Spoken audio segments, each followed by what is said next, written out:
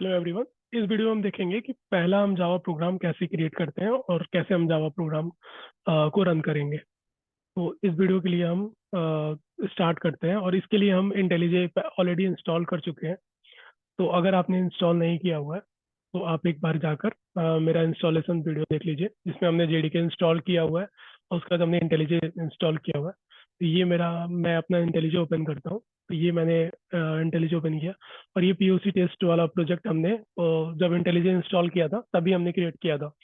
तो आपको अगर आपने इंस्टॉल नहीं किया है तो आप जेडीके और इंटेलिजे दोनों आप इंस्टॉल कर लीजिए।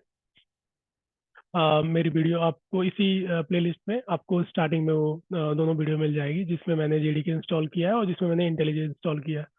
तो अगर हमको कोई नया प्रोजेक्ट बनाना है और उसमें हमको एक नया जावा क्लास बनानी है तो जावा में सबसे पहले जैसे इंटेलिजे में आप आओगे तो यहाँ पे एक न्यू पे क्रिएट करोगे। न्यू पे जाओगे और यहाँ पे एक प्रोजेक्ट पे सिलेक्ट करोगे। तो ये हमने प्रोजेक्ट पे सिलेक्ट किया न्यू प्रोजेक्ट।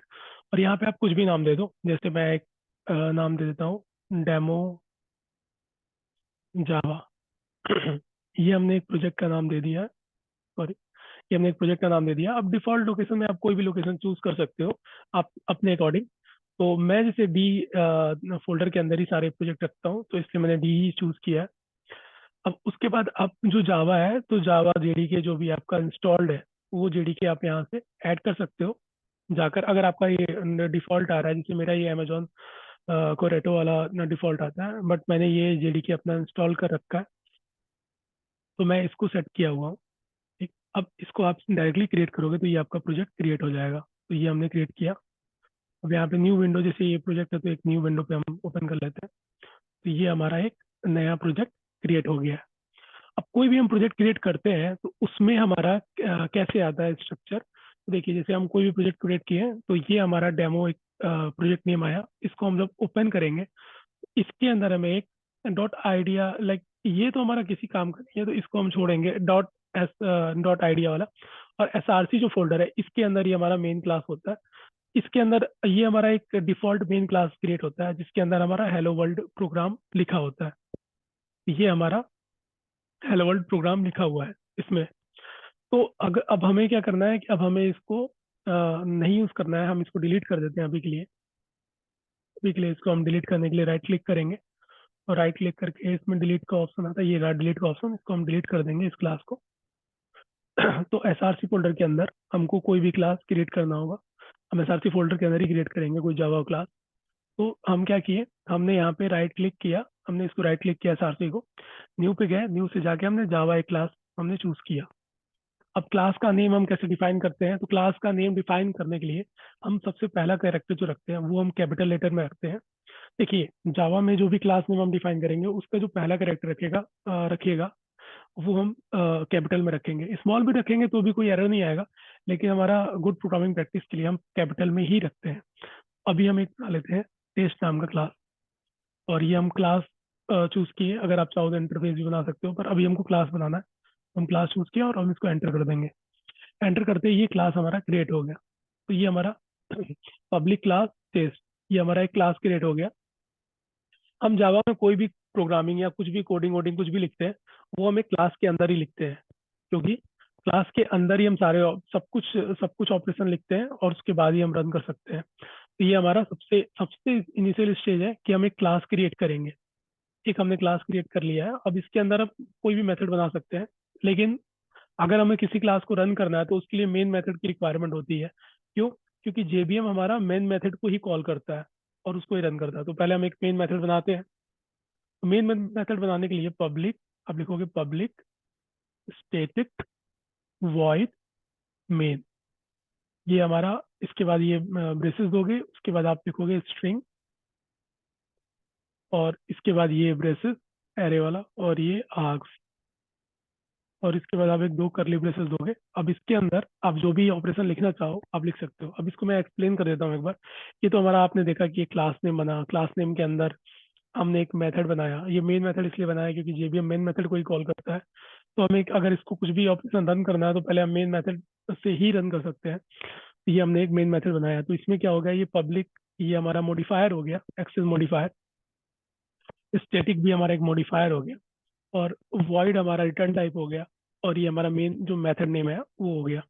और ये स्ट्रिंग जो है ये हमारा प्री डिफाइंड क्लास नेम हो गया और आर्ग्स हो गया। अब इसके अंदर हमको कुछ भी ऑपरेशन लिखना है, लाइक हमने लिख दिया हमको 4 एंड लाइक 10 और 20 का हमें सम करना है और उसको प्रिंट करना है विथ विथ हेलो और उसके बाद सम। इसके लिए हम क्या करेंगे, एक इंटीजर लेंगे, इंटीजर x इक्वल टू 10 लिया, इंटीजर y इक्वल टू 20 लिया। ठीक। अब इन दोनों को हमें ऐड करना है, तो एक हम कर सकते हैं, एक हम वेरिएबल ले सकते हैं and sum. Sum equal to क्या कर सकते हैं हम, x प्लस वाई कर सकते हैं।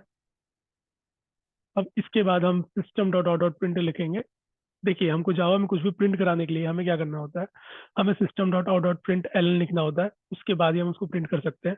ये हमारा जैसे हम सी प्लस प्लस में सी आउट करते हैं उसी तरह इसमें हमको system dot out dot print L लिखना होता है। तो ये हमने सिस्टम लिखा, सिस्टम टाइप किया, डॉट आउट डॉट प्रिंट। देखिए इसमें प्रिंट एलन भी है और प्रिंट प्रिंट भी हम लिख सकते हैं। तो प्रिंट लिखने से क्या होता है कि उस लाइन के बाद वो नेक्स्ट लाइन पे नहीं मूव करेगा, और प्रिंट एलन लिखेंगे तो वो प्रिंट करने के बाद एक नेक्स्ट लाइन पे मूव कर देगा, कि जिससे कि जो अलग दूसरा जो जो भी प्रिंट कराएगा वो नेक्स्ट लाइन में ही प्रिंट हो। तो ये हमारा आउटपुट हो गया। अगर हम इस पे लिखते हैं hello everyone, this this is the sum of X and Y. अब यहाँ पे हम अपना सम को प्रिंट कर देंगे सम के लिए। अब ये रहा सम। अब इसको हम रन करके देखते हैं तो ये आएगा, ये पूरा प्रिंट करेगा hello everyone, this this is the sum of X and Y colon, उसके बाद 30 प्रिंट करेगा। तो एक बार हम प्रिंट करके देख लेते हैं, रन करके देख लेते हैं।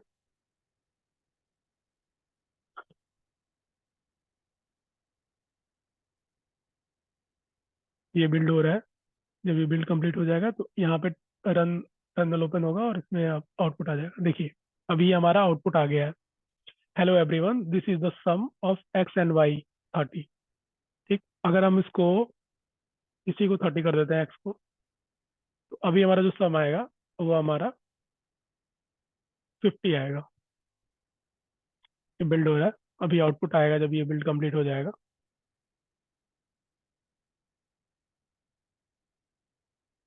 देखिए अभी hello everyone this is the sum of X and Y, ये हमारा 50 हो गया। तो इस तरीके से हम एक जावा में एक प्रोग्राम बनाते हैं, और कैसे हम उसको, कैसे हमने देखा कि कैसे पहले सबसे पहले हमें क्लास बनाना पड़ता है, उस क्लास के अंदर हम मेन मेथड बनाते हैं जो कि जेवीएम कॉल करता है। अब उसके बाद हम उसको प्रिंट करते हैं। तो ये हमारा फर्स्ट प्रोग्राम हो गया। अब लोग हेलो वर्ल्ड का प्रोग्राम लिखते हैं, तो वो हेलो वर्ल्ड के लिए अगर आपको लिखना है तो अब ये सब हटा दो, इन सबको कुछ भी नहीं करना है, बस आपको एक होल्ड हेलो वर्ल्ड करना है, एक इसको कर देना है और ये सब चीज़ें हटा देना है। ये हमारा एक सिंपल प्रोग्राम हो गया हेलो वर्ल्ड का। तो आप ये भी देख सकते हो, इसको भी रन कर सकते हैं।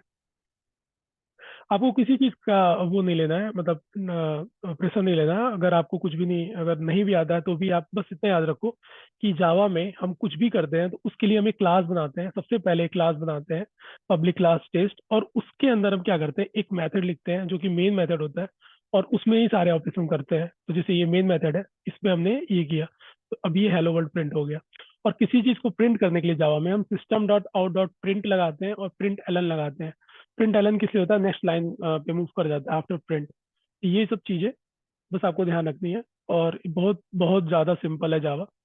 आप किसी चीज का वो मत लो, प्रेशर मत लो, आपको सब चीजें धीरे धीरे समझ में आएंगी। Thank you. अगर ये आपको वीडियो अच्छी लगी तो आप प्लीज इसको लाइक करो और मेरे चैनल को सब्सक्राइब करो। Thank you. Thank you for watching this video.